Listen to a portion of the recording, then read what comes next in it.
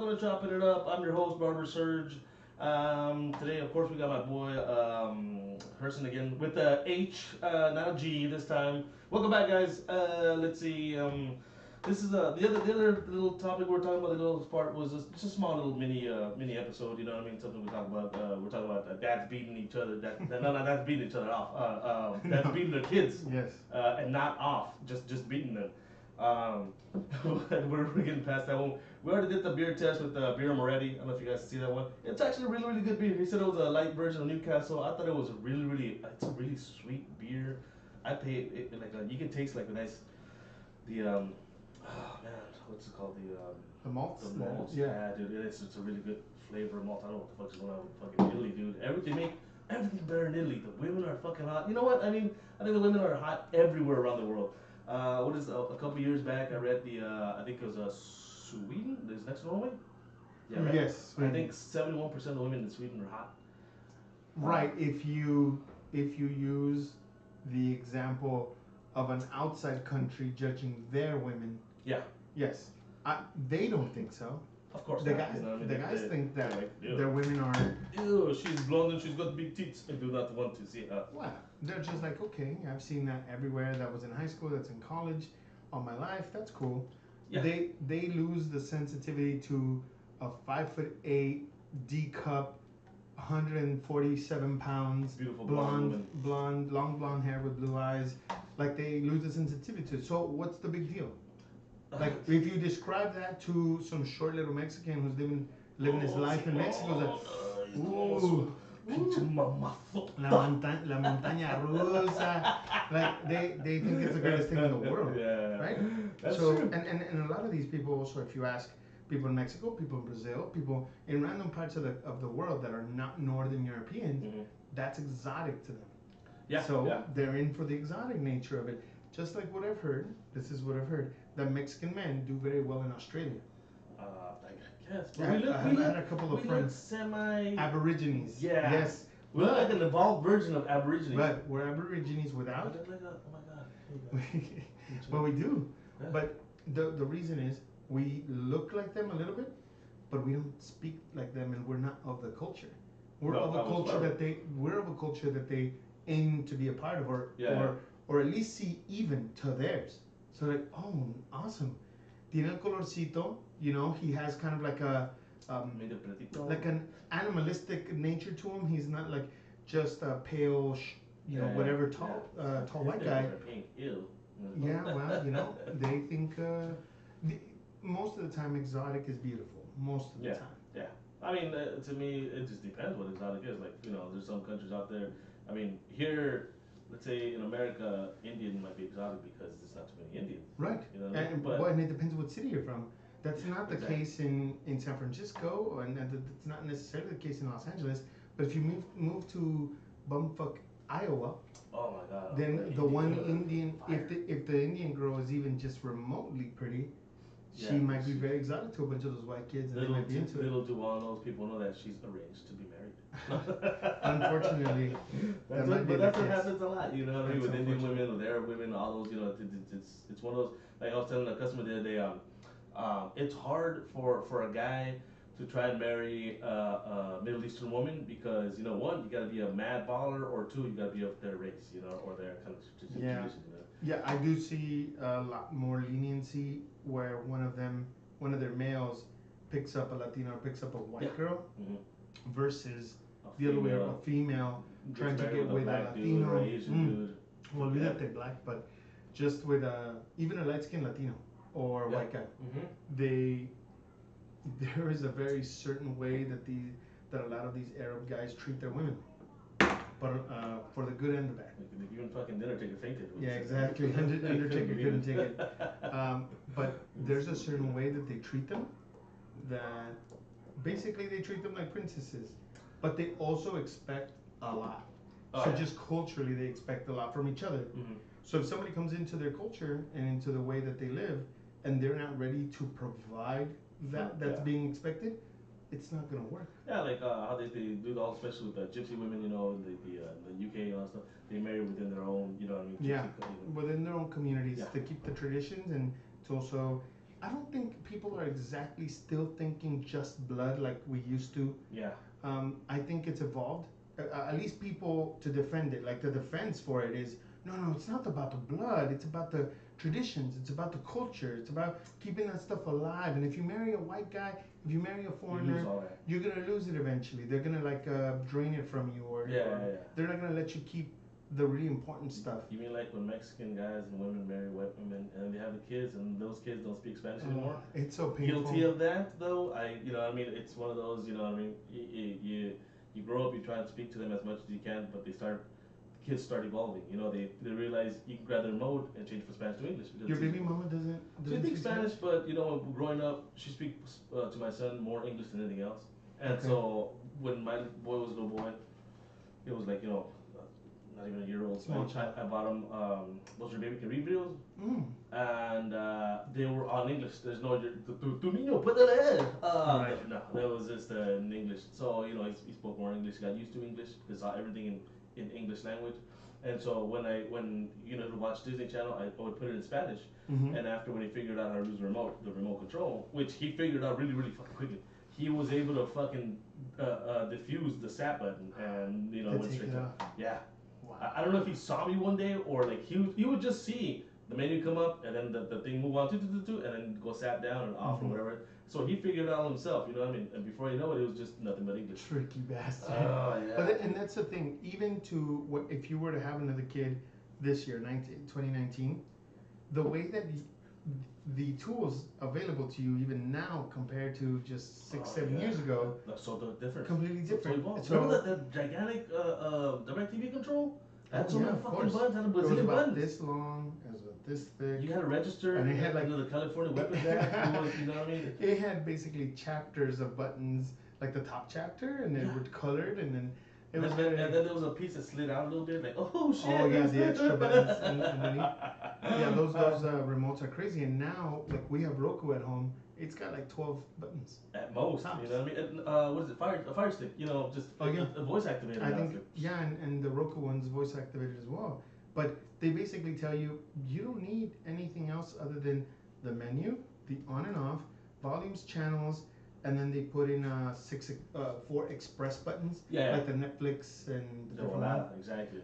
But yeah, ultimately, one of the things, just a quick plug, because you were talking about you know, bilingual and raising kids bilingual. One of the things that are available now are those libros. Have you seen the little libros? The series of books that are about culturally Latino, culturally Mexican things, but they're in English and Spanish so that you learn it at the same time. Like one of them is about La Loteria, one of them is about La Virgen Guadalupe, and each of them are teaching you something different. Like one of them is about counting numbers in Spanish, and the other one's about learning shapes. Well, no, see, I haven't encountered those because my son's in an age. He's older now. Yeah. That's what I'm saying. Like, if you were to have one today, you have more tools. Yeah. And the reason I say it's a plug because it's actually a really good friend of mine who invented that, or who started the company. Oh, okay. Her name is Patty. Shout out Patty. Yeah, shout out to Patty. Well, some people watching this might know who she is because she's from the Ryan Seacrest show. So she's the executive. She's one of the producers on the Ryan Seacrest show. She started there as an intern, working, you know, a bunch of hours and still going to Cerritos College, and that's when I met her. Yeah. Shout out Ryan Seacrest though. The fucking guy's a zombie, bro. Doesn't sleep. I don't understand how some people are just gifted or cocaine. I don't know. Kevin Hart, The Rock, and that's it. But I feel The Rock disappears randomly for 2 weeks and just fucking hibernates or what? I think so. But you're right about Kevin Hart. He's the one. That fucking guy. He's on every show. He's on doing comedy stuff, doing tours. Still manages to be in 2-3 movies a year. Yeah. It's remarkable. It's amazing, man, because those movies, they don't take a week or two to. No. Some of these parts, like the one he did with Tiffany Haddish, where they looked horrible. Yeah. Oh yeah. The one in school. Yeah, that was terrible. It looked horrible, but that could have taken 2-3 months, right? Yeah, 2-3 months, and then he did 2 more movies in that later on that year. So it's like, let's say it took 3 months. That's 9 months, out of his whole schedule, Right. And then he has to find time to do interviews. To do, you know what I mean? To do interviews. To spend some time with his children. To do his comedy acts. You know what I mean? So he's got to do, like I said, he got to do a lot. That's one of the reasons that when they say, oh, that actor is actually really messed up in the head. No, really messed up in the head, and he committed suicide. Or really messed up in the head, and he's super addicted to drugs, and he overdosed. Yeah. It's not that to say, oh, pues of course, but it is a little bit like, well, we ask them to be supernatural in how much they do, and they start getting addicted to that, addicted to the doing, fame, all yeah, that stuff, to being on doing TV all so the time. much. Yeah. They feel like if they stop doing so much, that it's not that people are going to forget about them and that they're going to fail.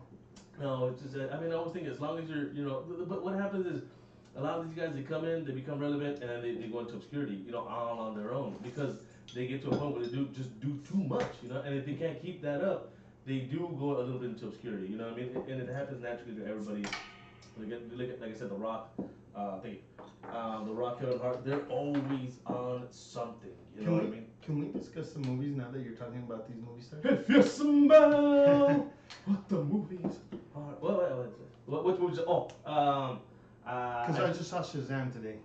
Bingo! Let's review Shazam. And before I think get into Shazam has the smallest dick in the world. I'm sorry, bro. You No gotta bulge? notice it. There's no bulge. There's no never bulge. hard. It's He's a kind of a 15-year-old. You know what I mean? It's kind of a weird bulge. Yeah. It's like more I tucked know- inward. I Once you watch noticed Shazam, that too. everybody goes out there, watch Shazam, watch the He bulge. looked more like a giant camel toe than a bulge. It looked like he had a dick, but not balls. Right. It was just all trunk. Yeah. Yes.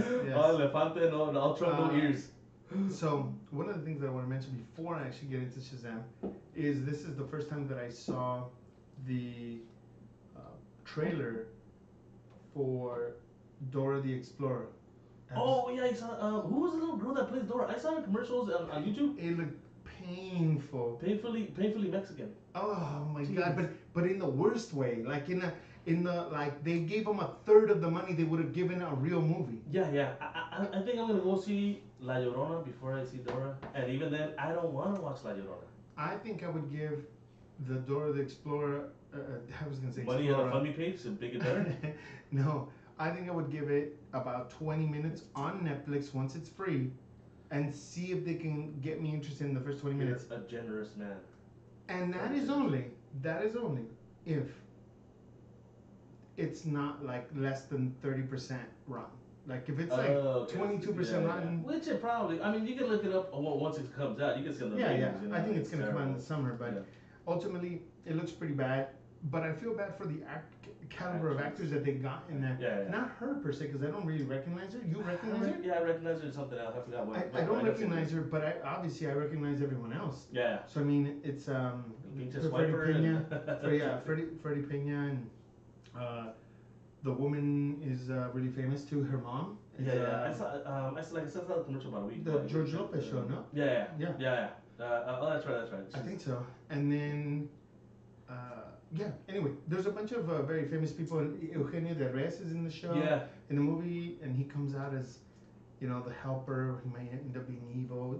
It's really stupid. Plot twist. Let us know, guys. La Llorona versus Dora. What are you gonna go watch? If I got a gun to your head, hey, you got to do it, What bro. about $1,000? You get $1,000 Oh if damn, you you go get watch one of $1,000. these. Okay, one of because these you don't want to get into But you'll never be able to watch the other one. Oh, dude, I'll give you the money back so I don't have to watch either one of them. Exactly. No, but most people would say like, I'll take the money and put on La Llorona, or I'll take the money and That's put 2 on hours of Dora. your life you're never gonna get back. Even though I've watched a shit ton. I mean, I owe myself shit tons of fucking days. $500 an hour, which we were the lawyers that make the $500 an hour. That's pretty good time. Yeah, oh yeah, big time. That like I said, the movies.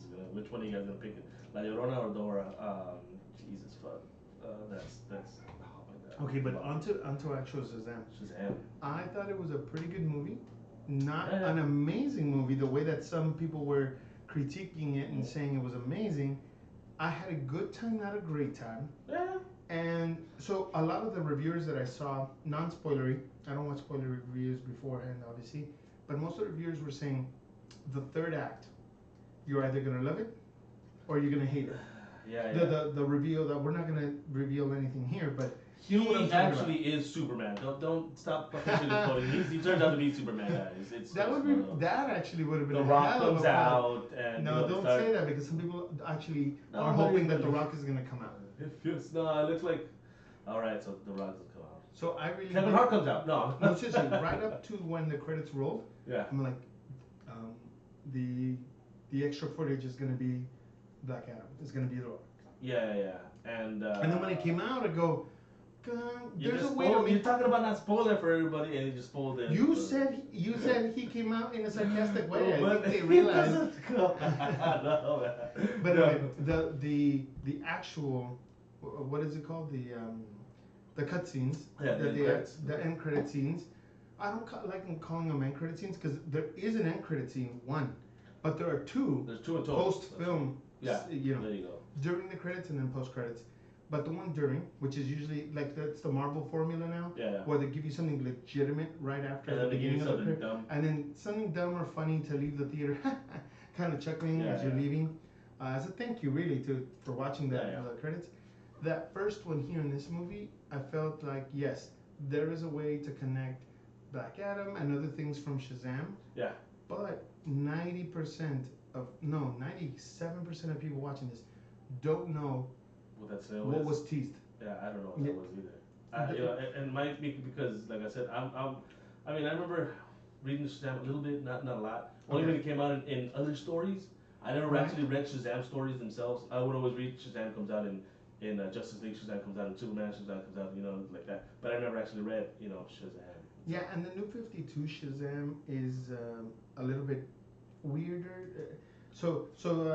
Not to get too comic or too spoilery. We can do but it's my show. Hey, I give you permission. something Hey big- guys, we're about to nerd the fuck out. You know Yeah. what I mean? If you know what we're talking about, fuck it. You know what I mean? The big twist in the third act Mhm. is from the New 52 storylines. It's not from the original Shazam. It's not from Captain Marvel Shazam. It's not from the very core beginning. Yeah. Even Billy Batson, that's not necessarily, you know, the way the origin story for Billy Batson, not the origin story for Shazam, is very New 52. This is Yeah. the way that it happens with this kind of foster family, Mhm. and hence what happens in the third act. This is from a newer idea. So I kind of like that they used Savannah. Savannah Yeah. is from the middle or earlier Shazam, but they used him as I would just say, a tier 2 villain in Shazam's story, in Shazam's life. Yeah, because he's not. A Because Black the number Adam one, or, yes, know, because the number one, they're probably saving for the second movie. Yeah. And You I thought they build could it, have the teased origin it a little story. bit, but I think what they learned from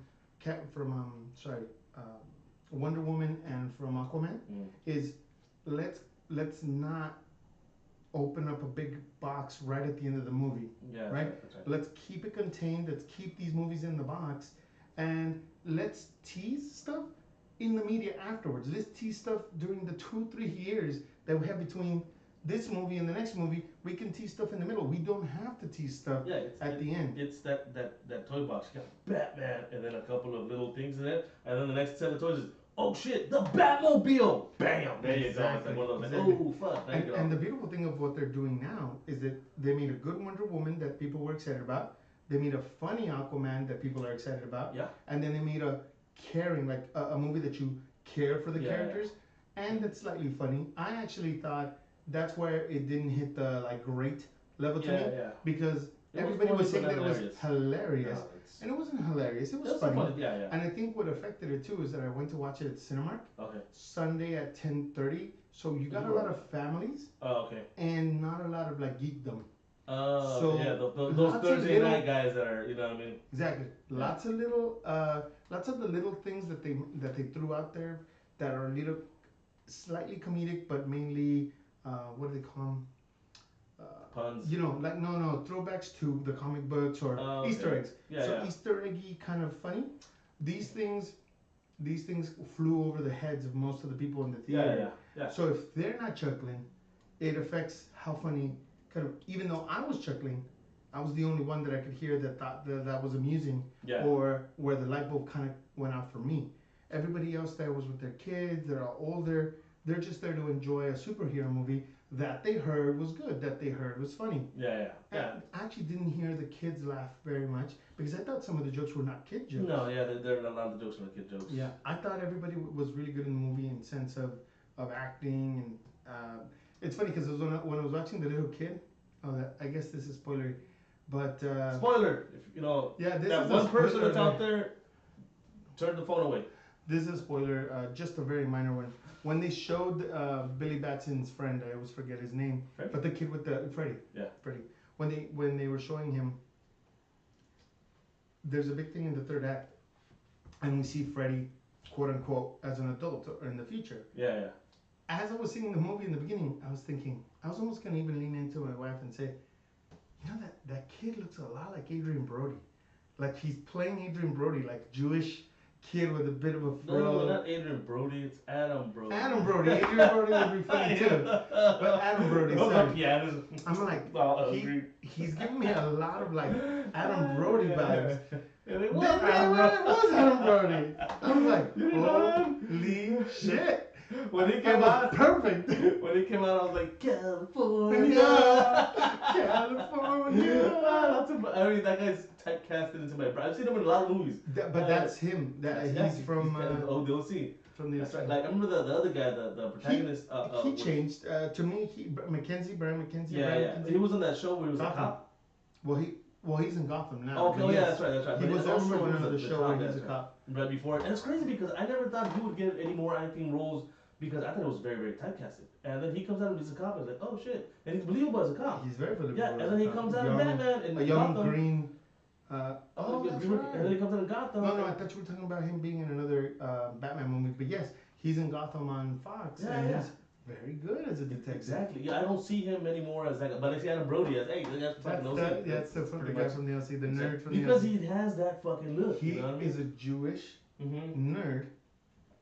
From the Orange County. A cool guy nerd from Orange County. That's what it is. If you're any cool Jewish dudes from the Orange County, from the Orange County, hit us up. Shout out to those guys, making bank off their daddy's trust funds. Someone's trust fund. Somebody's money. Probably mine. But Shazam, so you liked it? Yeah, I like that. I mean, if I were to give it a rating or a percentage score, it would probably be like in the upper 80s.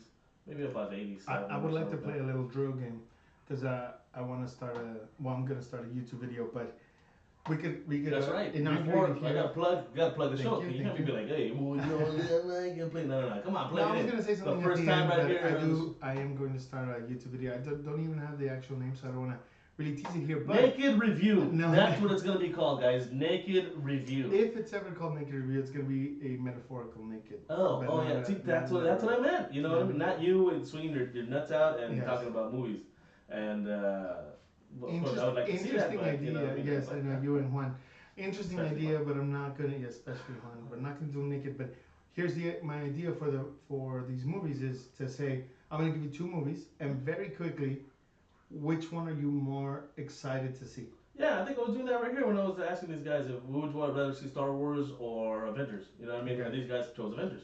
Obviously. All right, but I'm gonna do a couple because there's to illustrate just how many movies are coming out this year. How many pretty big tent movies are coming out this year? Bill and Ted. Yeah, Bill and Ted isn't coming out this year, is it? No, they just announced it. They just announced they're gonna do it. So I was just shouting out names. That would be cool. I think it's probably for next year. Yeah. But, James Giant Peach Part 2. No, they did that. They did it? What? Are you serious? Hey, everybody out there. James and Giant Peach. I thought there James was Giant Peach Part 2. Maybe it's because there's a second book and I'm thinking about the book. Oh, okay, yeah. What is he like? He's in a pear now or what? I think he's still a peach. Oh, but anyway, that peach didn't rot? The peach was metaphorical. Okay. A spoiler alert. So. Aladdin or Lion King? Lion King, come on, bro. You didn't even have to. Lion King or Endgame? Endgame. Or the Star Wars Episode 9? Star Wars Episode 9. Okay. See, that's it. And that's a very clear list now that you've built for yourself. Yeah. And I know some people that are more excited to see Aladdin than anything else. I know some people that are more excited to see Lion King than anything else. Yeah. There's actually a lot of people that are not very comic booky. They're not very nerdy about Star Wars. But I think the way it works on the list, I think people would go along the lines that I chose. Except a lot more people would choose Endgame over Star Wars. Yeah. But me, because I've seen all the fucking Star Wars movies, I want that has to. You want it to end. And yeah, just fucking die already. You know what I mean? It's just like that's it. And I know Luke Skywalker's still gonna come back. You know what I mean? In some kind of fucking way, shape, or form. I don't know how he's gonna fucking do it. I hope he comes back and just comes back better than Part 2, because Part 2 he looked like a gigantic pussy. It looked like James Giant Pussy, and because it was just it wasn't dramatic. It was the problem with that movie is they tried to do both in the same movie. They tried to show a beaten, angry, done, Yeah. done Luke. Yeah. And then they also tried to do badass, still got it, Luke. Except Psych, instead, I no, no, wasn't no. dead. Look, and that would have worked had they done an arc on him. Yeah. But they didn't use the time to do an arc on him.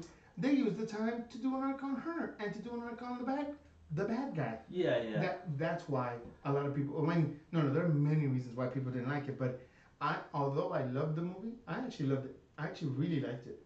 I loved how free it was from the constraints of fanboy, these giant fucking blocks of cement they've created over 30 years of creating their own fucking ideas of what these characters would do. And they said, fuck you and your cement blocks. This movie is free of that restraint because they gave me the money and me the reign to do my ideas. Yeah. So, of course, if you go against the popular opinion, you risk it. You're risking it. Yeah. But I thought he had a pretty good one. I thought the idea of Luke being done and broken, Yeah. I thought it was fine. But they needed to show us what broke him, what led him. Yeah. Exactly. And they didn't really do that. They just asked us to be okay with it. To me, what it tells me is it's he broke him. The thought of raising another what's it called, Lord Vader, another Vader kind of broke him. And he didn't want to do that. That's pretty much how I took it. But it was one of those where like he just didn't have it anymore. You know what I mean? He fucking once he gave it up, he was done with it. And he's supposed to be the fucking baddest Jedi of them all. You know what I mean? And kind of. Yeah. He looked too weak for me. It's one of those where, like I said, like I like to see him in a little bit higher capacity than that. But and the biggest problem is from episode 7, where they left us off, right? Sorry, not 7. Episode 6. So when they left us off with Luke, and they left him up high. Yeah. Then episode 7 happens, and in episode 8. Instead of showing us, obviously there's a big gap between 6 and 7. Yeah. But instead of showing us that, instead of diving into that world that everybody who's a big time fan is so anticipating what happened. Yeah. So, had you left him a badass, you didn't have to show much. Yeah. He was still a badass. Once a badass, I was a badass. Yes. Yeah. Kind of like how, sort of what they did with Han, right? Sort of the idea that Han was still, even though he's tired and old, he's still kind of that smuggler. He's still that guy with the gun. Yes. So that was okay. But what they did to Luke was they made him a jobber. They made him, to her, and that's not okay. And unfortunately, not to get too far out, but that's what they've done to Superman. They've made Superman a jobber in so many of the WB. Have you gone into that world? The WB. I'm not. DC? But that's just that guy that comes in. And, they just bring him out. Yeah. So that the other person can use him to elevate themselves. He's a stepping stone. Yeah, and it's bullshit. But anyway, back to Star Wars. I think I'm dying to see Star Wars Episode 9, but unfortunately, it's for similar reasons to you. I want to see it end. Yeah. I want them to come up with new stories. Yeah. I don't think we need to be tied to Luke and Leia. No. But you know what?